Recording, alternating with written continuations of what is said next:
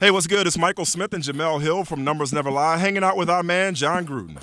I'll tell you what, guys. Johnny Manziel has to be the most analyzed prospect in the history of the National Football League, especially with all these numbers you throw around. Well, Coach, at 5'11", Manziel would be the shortest quarterback taken in the first 2 rounds in over 60 years. But we're here to tell everybody why that 5'11 number is of little importance when it comes to Johnny football. People assume a quarterback's vision suffers from being short, but I'm not worried about this Manziel guy.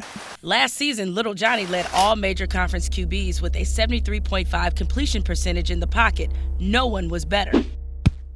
Let me tell you something. Most people think short quarterbacks have more passes batted down. That's just not true.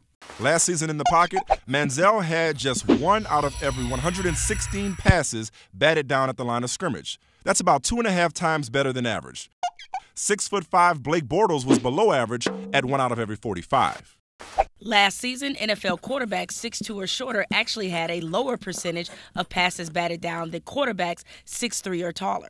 Johnny football is just something special. Shaking, baking, finding ways to deliver the football.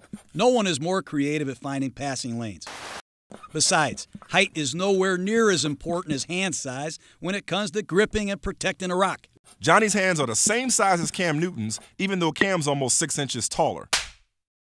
Manziel's hands are bigger than RG3's, Colin Kaepernick's, and Matt Ryan's.